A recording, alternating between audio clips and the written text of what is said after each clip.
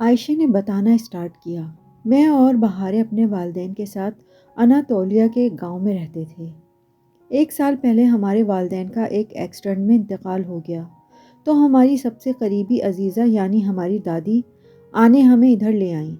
یہ گھر آنے کا اپنا نہیں ہے، یہ گھر آنے کے والد کی ملکیت تھا۔ بعد میں نسل در نسل چلتا میرے باپ اور پھر مجھ تک آیا۔ آنے کے دونوں بیٹوں نے اس سے اپنا حصہ نہیں لیا، سو آنے نے قانونی کارروائی کے بعد اسے میرے نام کر دیا۔ جب ہم یہاں آئے تھے تب یہاں صرف آنے اور عبد الرحمن رہتے تھے، مگر مجھے یاد تھا کہ آنے کا ایک اور بیٹا بھی تھا۔ تب آنے نے بہت دکھ سے بتایا کہ ان کا دوسرا بیٹا ہمارے آنے سے چند ماہ قبل گھر چھوڑ کر چلا گیا تھا۔ کیوں، کیسے، عبد الرحمن لا علم تھا اس بات سے، مگر آج سے 3 ماہ قبل مجھے کسی نے بتایا کہ وہ عبد الرحمن کے آفس میں جاتے دیکھا گیا، اور یہ کہ وہاں سے کسی جھگڑے کی آواز آ رہی تھی۔ تب میں عبد الرحمن سے بہت لڑی تھی۔ وہ جانتا تھا کہ اس کا بھائی کدھر ہے، مگر اس نے ہم سب سے جھوٹ بولا۔ آنے کو تو ابھی تک نہیں معلوم کہ عبد الرحمن اس کے بارے میں جانتا ہے۔ مگر عبد الرحمن کا بھائی گیا کہاں؟ حیا کا تجسس ختم ہونے کا نام نہیں لے رہا تھا۔ یہی تو میں نے عبد الرحمن سے پوچھا تھا، مگر وہ کسی بات کا ٹھیک جواب دے تب نہ۔ وہ کہتا ہے اس نے اپنے بھائی کو نہیں نکالا، وہ خود سب کچھ چھوڑ کر گیا ہے۔ پہلے تو ان دونوں کی بہت دوستی تھی۔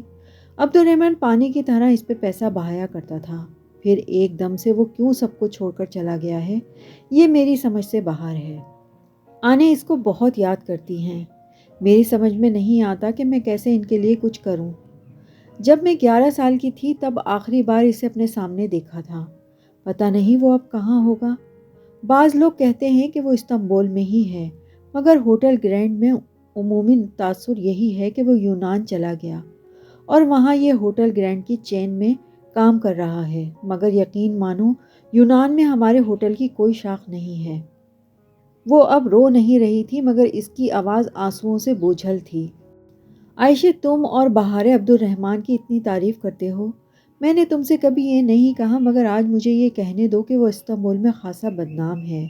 لوگ اسے اچھا آدمی نہیں سمجھتے۔ میرا دل ان باتوں کو نہیں مانتا حیا۔ لوگ مجھے بھی آ کر یہ باتیں کہہ دیتے ہیں، مگر میں جانتی ہوں کہ وہ بہت اچھا ہے۔ میں سچ کہہ رہی ہوں، وہ واقعی بہت اچھا ہے۔ بس اس نے ہمارے ساتھ اچھا نہیں کیا، اس نے ہمارے ساتھ بہت غلط کیا ہے۔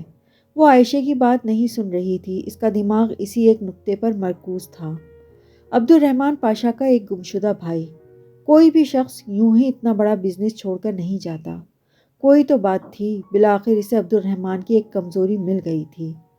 اب آئے گا اونٹ پہاڑ کے نیچے، حیا نے سوچا۔ حیا، حیا اٹھو۔ صبح وہ عائشہ کے زور زور سے چلانے پر ہڑبڑا کر اٹھی تھی۔ کیا ہوا؟ حیا نے پریشانی سے عائشہ کو دیکھا جس کے چہرے پہ ہوائیاں اڑ رہی تھیں۔ بہارے گھر پر نہیں ہے، وہ کہیں بھی نہیں ہے۔ ساری میری غلطی ہے، میں نے کل اسے ڈانٹا تھا۔ عائشہ بس رو دینے کو تھی۔ وہ ایک جھٹکے سے بستر سے نکلی تھی۔ باہر کھڑے گارڈز نے بتایا کہ اس نے بہارے کو باہر جاتے نہیں دیکھا۔ وہ پچھلے دروازے سے نکلی ہوگی۔ اس گھر میں ایک پچھلا دروازہ بھی ہے کیا؟ عبد الرحمن کی عنایت ہے، وہ ہر شے سے بیک ڈور رکھتا ہے۔ عائشہ تیزی سے بڑبڑاتی ہوئی اس کے ساتھ باہر نکلی۔ جب وہ اس ویران سمندر پر پہنچی تو وہ انہیں دور سے ہی نظر آ گئی۔ وہ وہیں اس پر بیٹھی تھی جہاں وہ تینوں کل چٹائی ڈالے بیٹھی تھیں۔ اس کے گھنگھرالے بال ہوا سے اڑ رہے تھے اور وہ خالی خالی نگاہوں سے سمندر کو دیکھ رہی تھی۔ اس کے ایک ہاتھ میں سیپ اور دوسرے میں چھرا تھا۔ بہارے!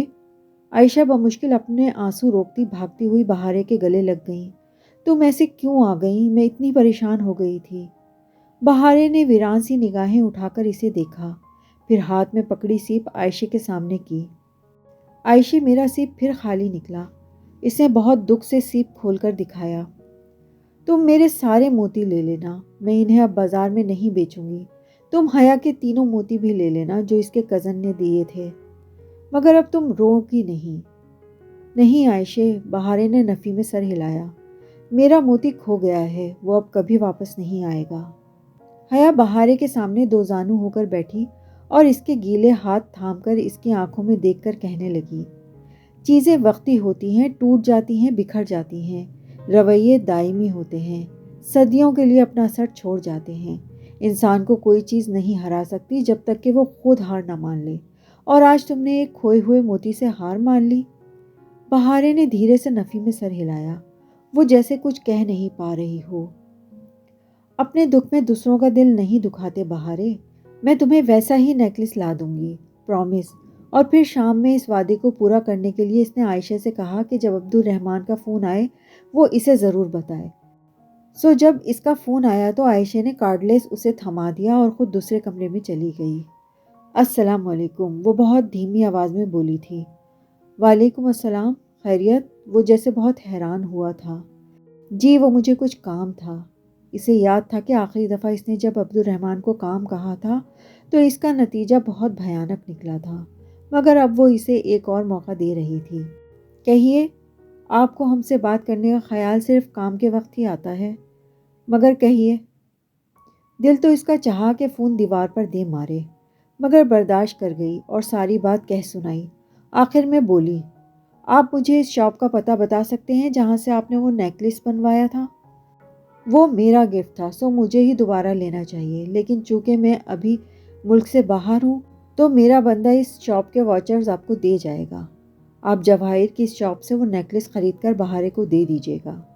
السلام علیکم، بے لچک اور خشک آواز میں کہہ کر اس نے فون رکھ دیا۔ حیا نے غصے سے کارڈلیس کو دیکھا اور تہیہ کر لیا کہ آئندہ وہ کبھی اس شخص سے بات کرنے کی زحمت نہیں کرے گی۔ اس کا خیال بہت جلد غلط ثابت ہونے والا تھا۔ ہوٹل گرینڈ کا ملازم اگلی صبح واچرز لے کر آیا، مگر تب جب وہ تینوں استنبول جانے کی تیاری کر رہی تھیں۔ عائشہ کو بینک میں کوئی کام تھا، سو وہ اور بہارے اس کے ہمراہ چل رہی تھیں۔ حیا نے واچرز لے کر کمرے میں رکھے، مگر فیری کے لیے روانہ ہوتے وقت وہ انہیں اٹھانا بھول گئی۔ سو استنبول آ کر وہ جواہر نہیں گئی، نیکلس پھر کبھی لے لے گی، کیونکہ اس پر پرونا تو بہارے کا موتی ہی تھا، جو جانے کب نکلے۔ مگر سبانچی کے ڈروم میں جا کر وہ اپنا پزل باکس ضرور اٹھا لائی تھی۔ وہ صبح کی کلاسز کا ٹائم تھا اور ڈروم خالی پڑا تھا، سو نہ وہ کسی سے خود ملی اور نہ ہی اس کا کسی سے سامنا ہوا۔ پزل باکس اور چند ضروری چیزیں لے کر وہ باہر آئی تو عائشہ کے کاموں میں اتنا وقت لگ گیا کہ استقلال اسٹریٹ جا ہی نہ سکی۔ وہ دوپہر تک ہی واپس آ گئے۔ اپنا پزل باکس اس نے احتیاط سے الماری میں کپڑوں کے نیچے رکھا۔ اب اس نے جلد از جلد اسے کھولنا تھا۔ رات کو وہ عائشہ اور بہارے کے سونے کے بعد پزل باکس نکال کر دبے قدموں میں چلتی ہوئی کچن کی طرف آئی۔ کاؤنٹر سے ٹیک لگا کر کھڑے اس نے کوٹ بار کی سلائڈ اوپر نیچے کرنا شروع کی۔ پہلے اس نے عائشہ لکھا، مگر باکس بند ہی رہا۔ اسے یہی توقع تھی، یقیناً باکس لیتے ہی خریدار نے پاسورڈ چینج کر دیا ہوگا۔ پھر اس نے یانگین لکھا، جو آگ کو ترکی میں کہتے ہیں۔ باکس جوں کا تو رہا، اسے یہی امید تھی۔ اب اسے وہ کرنا تھا جس کی طرف اس فلسفی کا قول اشارہ کر رہا تھا، آگ، اصلی والی آگ۔ اس نے ماچس اٹھائی اور تیلی سلگا کر باکس کے قریب لائی، مگر آنچ لکڑی کو سیاہ کرنے لگی اور شعلہ تیلی کو کھا کر اس کی انگلی تک پہنچ گیا، تو اس نے جھنجلا کر تیلی پھینکی۔ چند لمحے وہ کچھ سوچتی رہی، پھر باکس کو لے کر باہر آئی۔ لانگ روم کا آتش دان سرد پڑا تھا۔ اس نے ناپ پھیر کر آگ لگائی تو مصنوعی لکڑیوں والا ہیٹر جل گیا۔ وہ باکس کو دونوں ہاتھوں میں پکڑے اس جگہ کے قریب لائی جہاں صرف دہکتے انگارے تھے، شعلے تھے۔ ہیٹر کی تپش اس کی انگلیوں کو چھونے لگی۔ وہ ضبط کر کے باکس پکڑے بیٹھی رہی۔ بار بار نگاہوں کے سامنے وہ تکلیف دہ رات ابھرتی، الاؤ کھولتا الاؤ، دہکتی سلاخیں۔ اس نے سر جھٹک کر توجہ باکس کی طرف مرکوز کی۔ اس نے اسے ذرا ترچھا پکڑ رکھا تھا، یوں کہ اس کی دونوں اطراف انگاروں کے سامنے تھی۔ جو سائڈ ذرا زیادہ سامنے تھی اس پر حروف ابھرنا شروع ہو گئے تھے، حروف بلکہ الفاظ، فقرے۔ حیا نے حیرت سے باکس کی اس سائڈ کو دیکھا جس کا رنگ تپش کے ساتھ سیاہ ہو رہا تھا اور اوپر سنہری سے الفاظ ابھر رہے تھے۔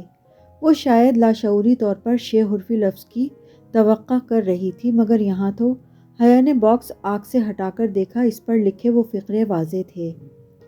ہومر کے شبہات پر نشان زدہ ایک چھڑی جس کی 2 نوکیں ہوتی ہیں۔ وہ ابھی ان الفاظ پہ ٹھیک سے الجھ بھی نہ سکی تھی کہ اس کی نگاہ اس سیاہ ہوتی طرف سے متصل جگہ پر پڑی۔ جو ذرا سی تپش اس جگہ کو ملی تھی، اس نے وہاں چند ادھورے حروف ظاہر کیے تھے، حیا نے وہ سائڈ آگ کے سامنے کی۔ ادھورے الفاظ مکمل ہو کر ایک شعر میں ڈھل گئے تھے۔ مسلوب زدہ زمر اور ٹھہری ہوئی آزادی کے گرد کسی احساس کے تحت اس نے تیسری متصل دیوار کو آنچ دکھائی۔ باکس کی تیسری طرف بھی کسی جادوئی اثر کی طرح سیاہ پڑنے لگی اور اوپر جیسے کوئی اندیکھا قلم سنہری روشنائی سے لکھنے لگا۔ ادھر خون میں ڈوبا صنوبر چٹکتا تھا اور آفاقی آنسو بکھرتے تھے۔ اب کوڈ بار سے متصل دو دیواریں اور تیسری جو کوڈ بار کے بالکل متوازی تھی حروف سے بھری جا چکی تھی۔ باقی اوپر ڈھکن کی سطح جہاں فلسفی کا قول لکھا تھا رہ گئی تھی، یا پھر نچلی طرف۔ اس نے دونوں کو آنچ دکھائی مگر کچھ نہ ہوا۔ اب صرف کوڈ بار والی طرف بچی تھی۔ حیا نے احتیاط سے اس کو انگاروں کے قریب کیا۔ جیسے جیسے تپش لکڑی کو چھوتی گئی کوڈ بار کے اوپر شعر ابھرتا جا رہا تھا۔ علامتی خوشبو میں ایک پیار کھو گیا جس کے نیچے لکیریں رہتی ہیں۔ پزل باکس کا آخری شعر۔ 8 مصروں کی نظم پوری ہو گئی تھی۔ اب یہ نظم کس طرف اشارہ کر رہی تھی یہ اس کو ابھی سوچنا تھا۔ پہلی بار اسے بری طرح متعصم کی کمی محسوس ہوئی۔ بہاریں پھول چننے کے لیے گئی تھی اور اب نیچے درختوں پہ ادھر ادھر بھاگی پھر رہی تھی۔ نیکلس کا غم اب تک اسے بھول بھال چکا تھا۔ وہ عائشہ کے ساتھ ایک درخت تلے چٹائی پر بیٹھی اس کی ہدایت کے مطابق ہاتھ میں پکڑے لکڑی کے ٹکڑے کو تراش رہی تھی۔ سہ پہر کی نرم سی دھوپ صنوبر کے درختوں سے چھن چھن کر اینٹ پر گر رہی تھی۔ ایک پزل باکس بنانے کے لیے 507 لکڑی کے چھوٹے ٹکڑے درکار ہوتے تھے۔ خاصا محنت طلب کام تھا۔ عائشہ نے اناطولیہ کے ایک گاؤں میں کسی معمر چینی کا کاریگر سے یہ فن سیکھا تھا۔ تمہیں واؤچر منگوانے کی ضرورت نہیں تھی۔ عبد الرحمن کی تو قیمتی تحفے دینے کی عادت ہے۔ یوں ہی بہارے کی عادتیں بگڑتی جا رہی ہیں۔ اس کی بات پر حیا نے سر اٹھایا۔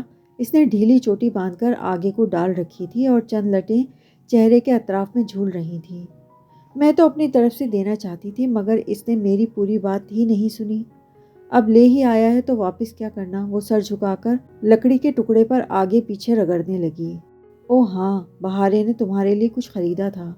اسے لگا اس نے تم سے اس دن بدتمیزی کر دی تھی۔ اچھا، کیا خریدا ہے؟ حیا مدھم مسکراہٹ کے ساتھ پوچھنے لگی۔ ایک ریشمی اسکارف ہے، مگر میں تو سر پہ اسکارف نہیں لیتی۔ بے اختیار حیا کے لبوں سے نکلا، پھر پچھتائی۔ کسی کے تحفے کے لیے ایسے تو نہیں کہنا چاہیے۔ کوئی بات نہیں، تم گردن میں لے لینا۔ ہاں، یہ ٹھیک ہے۔ حیا مسکرا کر دوبارہ لکڑی کی طرف متوجہ ہوئی۔ تمہیں پتہ ہے عائشہ، جب میں چھوٹی تھی نا، 10-11 سال کی، تب مجھے اسکارف پہننے کا بہت شوق تھا۔ میرے ابا اور تایا فرقان دونوں مجھے اکثر سر ڈھانپنے کو کہا کرتے تھے۔ انہیں ایسے بہت اچھا لگتا تھا۔ میری اماں بھی چاہتی تھی کہ میں سر ڈھکا رکھوں تاکہ میرے چہرے پہ نور آ جائے اور میں اللہ تعالیٰ کے بہت قریب ہوں۔ انہوں نے مجھے قرآن پاک حفظ کرنے کے لیے بھی ایک اسلامک اسکول میں بھی داخل کرایا، مگر میں تیسرے روز ہی بھاگ آئی۔ تب میرا اسکارف پہننے کو بہت دل کرتا تھا۔ تو کیوں نہیں لیا؟ عائشہ نے پوچھا۔ جواباً حیا نے دھیرے سے شانے اچکائے۔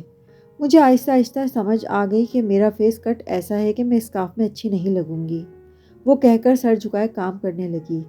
عائشہ اسی طرح ہاتھ روکے اسے دیکھ رہی تھی۔ کس کو؟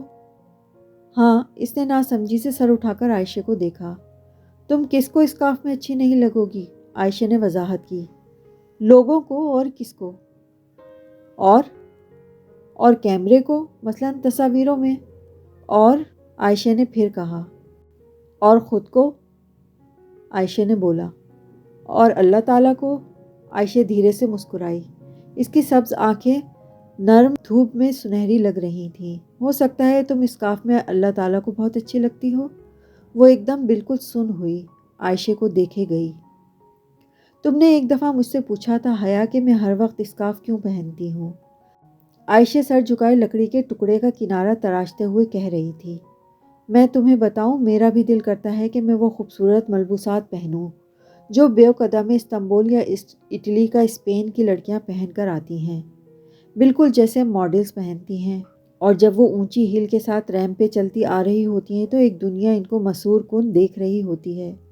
میرا بھی دل کرتا ہے کہ میں بھی ایسے اسمارٹ ٹرینڈی اسٹائل لباس پہن کر جب سڑک پر چلوں تو لوگ مسحور متاثر ہو کر مجھے دیکھیں، لیکن وہ سانس لینے کو رکی۔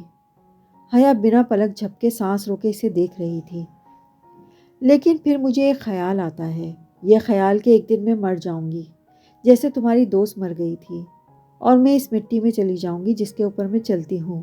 پھر ایک دن سورج مغرب سے نکلے گا اور زمین کا جانور زمین سے نکل کر لوگوں سے باتیں کرے گا، اور لال آندھی ہر سو چلے گی۔ اس دن مجھے بھی سب کے ساتھ اٹھایا جائے گا۔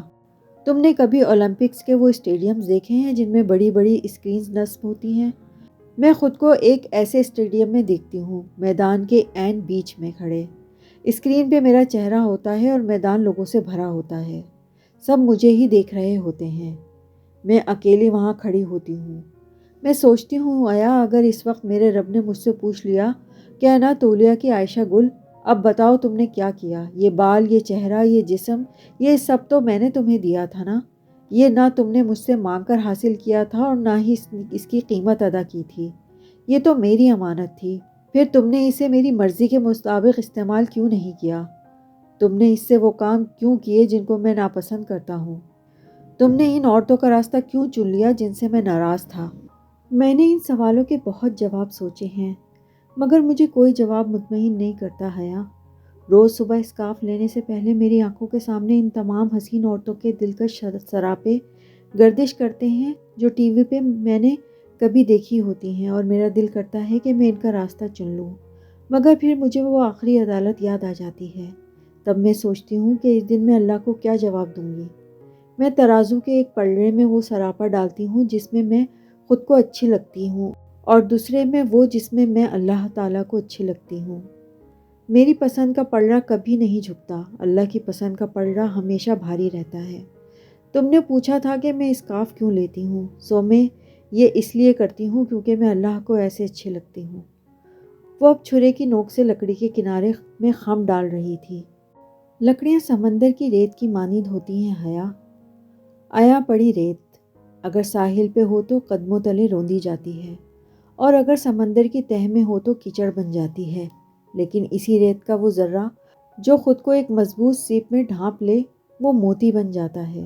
جوہری اس ایک موتی کے لیے کتنے ہی سیپ چنتا ہے، اور پھر اس موتی کو مخملی ڈبوں میں بند کر کے محفوظ تجوریوں میں رکھ دیتا ہے۔ دکان کا کوئی جوہری اپنی دکان کے شوکیس میں اصلی جیولری نہیں رکھتا، مگر ریت کے ذرے کے لیے موتی بننا آسان نہیں ہوتا۔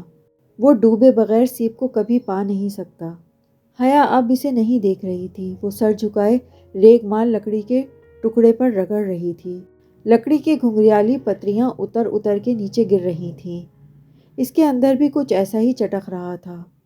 کیا؟ وہ سمجھ نہیں پاتی تھی، اور کبھی کبھی اسے لگتا وہ کبھی سمجھ ہی نہیں سکے گی۔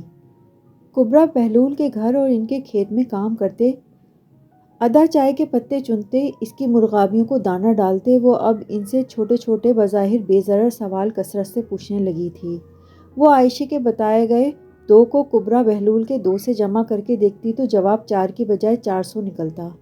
اب اسے پھر سے عبد الرحمن پاشا کے فون کا انتظار تھا، کب وہ فون کرے اور وہ اپنے پتے پھینکے۔ کھیل پاشا نے شروع کیا تھا، اسے ختم اب وہ کرے گی۔ چند ہی روز میں اسے یہ موقع مل گیا۔ فون کی گھنٹی بجی تو اس نے کارڈ لیس اٹھا لیا اور اوپر اسٹڈی میں آ گئی۔ ہیلو، اس نے بظاہر سادگی سے کہا۔ دوسری جانب چند لمحوں کی خاموشی چھائی رہی، پھر اس کی بھاری کھردری آواز سنائی دی۔ حیا بی بی کیسی ہیں آپ؟ میں ٹھیک ہوں، آپ سنائیے۔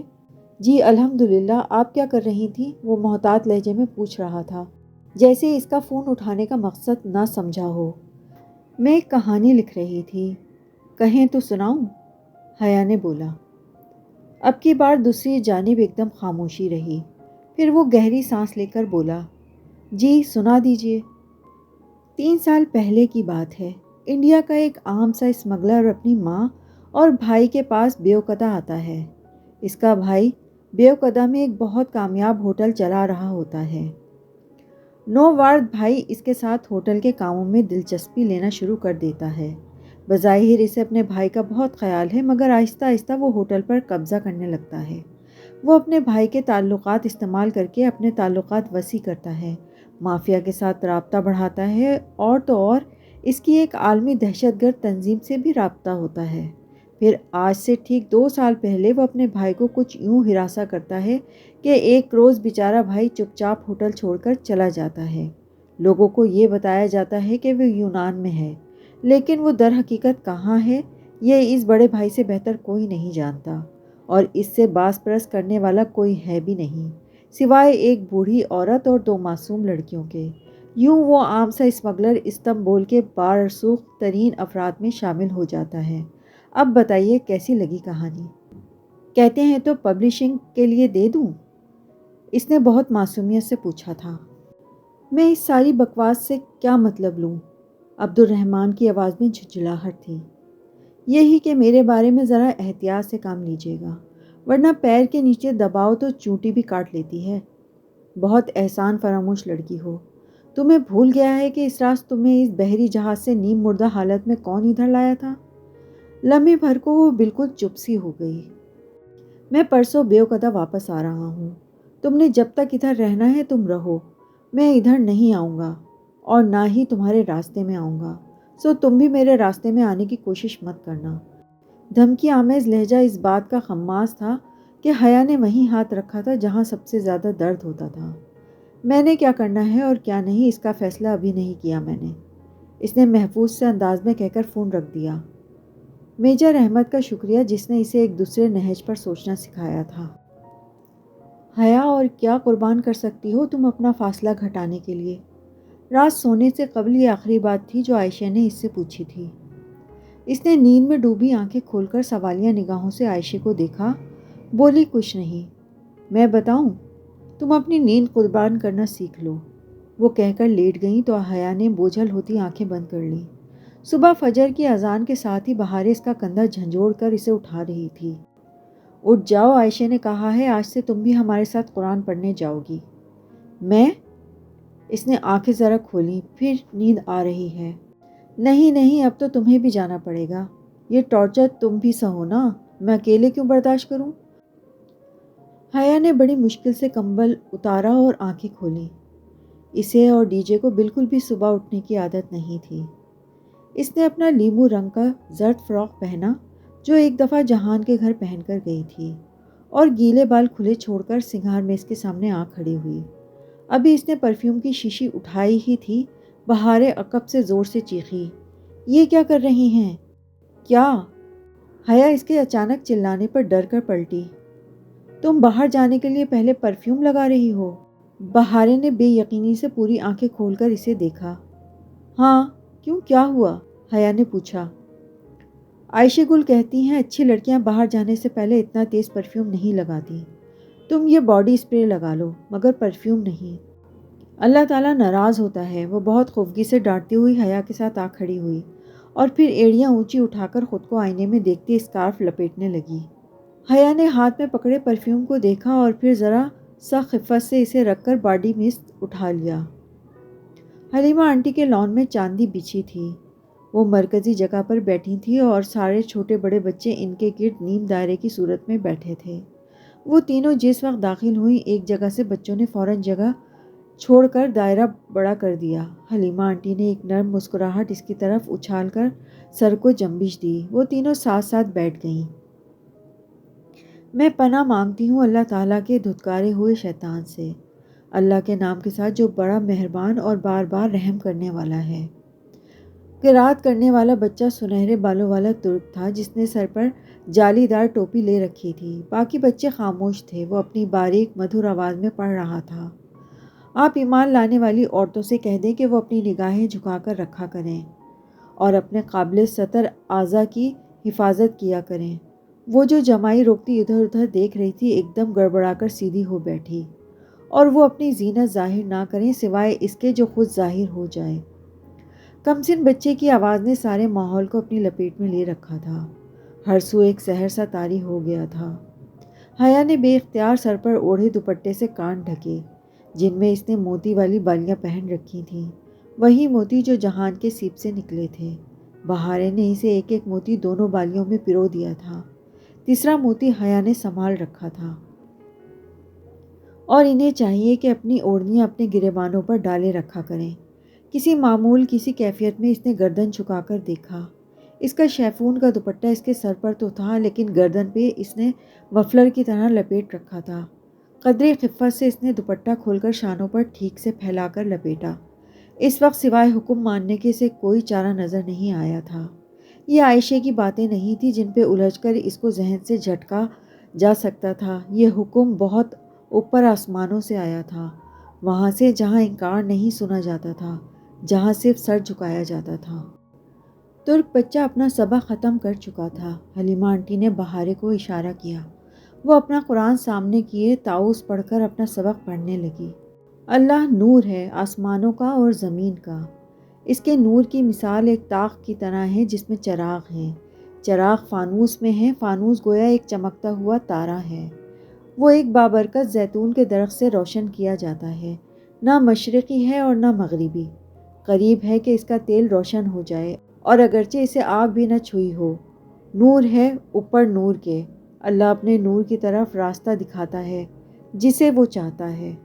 لان میں ایک دم بہت سی روشنیاں اتر آئی تھیں، جیسے چمکتا چاند پورے افق پر چھا گیا ہو، جیسے سونے کے پتنگے ہر سو آہستہ آہستہ نیچے گر رہے ہوں، جیسے نیلا آسمان سنہری قندیلوں سے جگمگا اٹھا ہو۔ وہ اس طلسم میں گھری سحر زدہ سی ہوئی سنے جا رہی تھی۔ بہاریں پڑ رہی تھی، اور وہ لوگ جنہوں نے انکار کیا، ان کے اعمال ایک چٹیل میدان میں سراب کی مانند ہیں۔ پیاسا اس کو پانی سمجھتا ہے، حتیٰ کہ جب وہ اس کے قریب آتا ہے تو اس کو کچھ بھی نہیں پاتا، اور وہ وہاں اللہ کو پاتا ہے۔ پھر اللہ اس کو اس کا پورا پورا حساب دیتا ہے، اور اللہ جلد حساب لینے والا ہے۔ نیلا آسمان اندیکھی مشعلوں سے روشن تھا۔ چاندی کی مشعلیں وہاں روشن نہیں تھیں، مگر وہاں روشنی تھی، نور تھا اوپر نور کے، یا اس کی مثال سمندر کے گہرے اندھیروں کی مانند ہے۔ پھر اسے ایک لہر ڈھانپ لیتی ہے، اس کے اوپر ایک اور لہر، اس کے اوپر بادل، ان میں سے بعض کے اوپر بعض اندھیرے ہیں، اتنا اندھیرا کہ جب وہ شخص اپنا ہاتھ نکالتا ہے تو اسے بھی نہیں دیکھ پاتا، اور جس کا نہیں بنایا اللہ نے کوئی نور، تو نہیں ہے اس کے لیے کوئی نور۔ بہاریں اپنا سبق ختم کر چکی تھی۔ کلاس کا وقت ختم ہوا تو سحر ٹوٹا۔ بچے اٹھ اٹھ کر جانے لگے۔ حلیمہ آنٹی اب ان کی طرف ہی آ رہی تھیں، مگر وہ اپنی جگہ سنسی بیٹھی کہیں بہت اندر گم تھی، اپنی ذات کے اندھیروں میں۔ اندھیری لہر کے اوپر ایک اور لہر، اور اس کے اوپر غم کے بادل، اتنا اندھیرا کہ مشکلوں کا سر سجھائی ہی نہ دیتا تھا، اور جس کا نہیں بنایا اللہ نے کوئی نور، تو نہیں ہے اس کے لیے کوئی نور۔ وہ بالکل چپ سی اپنی جگہ پر اسی طرح بیٹھی تھی۔ ہوٹل گرینڈ بیوکدا کے ایک نسبتاً ویران ساحل کے قریب واقع تھا۔ جزیرے کے بازار کے رش اور سیاحوں کا شور ہنگامے سے دور وہ ایک بہت پرسکون سی جگہ تھی۔ ہوٹل کی بلند و بالا عمارت کی کھڑکیوں سے مرمرا کا سمندر بالکل سامنے دکھائی دیتا تھا۔ بیوکدا کا سب سے بڑا، سب سے مہنگا ہوٹل تھا وہ۔ دیمت فردوس پہلے 3.5 سال سے اس ہوٹل کے مالک کی پرسنل سیکرٹری تھی۔ اس کا عہدہ 3.5 برس میں وہی رہا تھا، البتہ اس کا باس ایک دفعہ ضرور بدلا تھا۔ جب وہ تازہ ازمیر ترکی کا ایک شہر چھوڑ کر استنبول آئی تھی، اور کئی جگہ نوکری کے لیے دھکے کھانے کے بعد اسے استنبول سے دور اس جزیرے پر یہ جاب ملی تھی، تب دیمس کا باس عبد الرحمن پاشا نہیں تھا۔ اس وقت وہ اس کے چھوٹے بھائی کی سیکرٹری تھی۔ مگر ان پچھلے 3 برسوں میں بہت کچھ بدلا تھا۔ اس نرم سی صبح میں اپنے ڈیسک کی کرسی سنبھالتے، پرس اتار کر میز پر رکھتے ہوئے وہ یہی سوچ رہی تھی کہ ہوٹل گرینڈ اب بہت بدل گیا تھا۔ اس کا پچھلا باس بہت خوش اخلاق اور سادہ لوح سا آدمی تھا، ایسا آدمی جس میں کوئی بناوٹ نہیں ہوتی۔ وہ ہوٹل کا مالک ہونے کے باوجود اکثر نیچے ریسٹورنٹ کے کچن میں کام کرتا پایا جاتا تھا۔ اس کے عام سے حلیے کو دیکھ کر کوئی نہیں کہہ سکتا تھا کہ یہ شخص بیوکدا کے رئیسوں میں سے ایک ہے۔ پھر وقت بدلتا گیا۔ دیمت عبد الرحمن پاشا کو پہلے کبھی کبھار اور پھر اکثر ہوٹل میں اپنے بھائی کے ساتھ آتے دیکھتی رہی، یہاں تک کہ آہستہ آہستہ ہوٹل کا کنٹرول اور وہ آفس عبد الرحمن کی دسترس میں چلا گیا۔ عبد الرحمن پاشا نے کیسے سب کچھ اپنے قابو میں کیا کہ کوئی چوں بھی نہ کر سکا، اور اس کا بھائی کہاں چلا گیا وہ کبھی نہیں جان سکی۔ وہ اس کی سیکرٹری ہو کے بھی اپنے اور اس کے درمیان موجود فاصلے کو نہیں پاٹ سکی تھی۔ اسے عبد الرحمن پاشا کے سوائے چھوٹے موٹے دفتری کاموں کے علاوہ کچھ بھی کرنے کو نہیں دیا جاتا تھا۔ کبھی کبھی دیمت کو شک گزرتا کہ ARP نے اپنی کوئی اور سیکرٹری رکھی ہوگی، جو اس کے معمولات سے باخبر ہوگی، ورنہ اس کے پاور آفس میں کیا ہوتا ہے وہ اس سے قطعاً بے خبر تھی۔ یہ الگ بات ہے کہ پچھلے چند ماہ میں اس نے محسوس کرنا شروع کر دیا تھا کہ ہوٹل گرینڈ میں کچھ اور بھی ہو رہا ہے، کچھ ایسا جو غلط تھا، کچھ ایسا جو ایک ذمہ دار شہری ہونے کے ناطے اسے کبھی نہیں ہونے دینا چاہیے تھا، مگر کیا وہ سمجھنے سے قاصر تھی، اور کھوج لگانے کی ہمت اس میں نہیں تھی۔ اپنی دراز سے ایک فائل نکالتے ہوئے اس نے یوں ہی ایک سرسری سی نگاہ سامنے اس بند دروازے پر ڈالی، جس پر ARP کی تختی لگی تھی، اور ٹھٹک کر رک گئی۔ دروازے کی نچلی جھری سے روشنی جھانک رہی تھی۔ کیا عبد الرحمن واپس آ گیا ہے؟ کب؟ اسے پتہ ہی نہیں چلا۔ وہ خوشگوار حیرت میں گھری جلدی جلدی اپنی چیزوں کو ترتیب دینے لگی۔ دنیا چاہے جو بھی کہے، وہ عبد الرحمن پاشا کی سب سے بڑی پرستار تھی۔ اس نے زندگی میں کبھی اتنا سحر انگیز اور شاندار آدمی نہیں دیکھا تھا۔ بات ہینڈسم ہونے یا نہ ہونے کی نہیں تھی، بات اس پروقار اور مقناطیسیت کی تھی جو اس آدمی کی شخصیت کا خاصہ تھی۔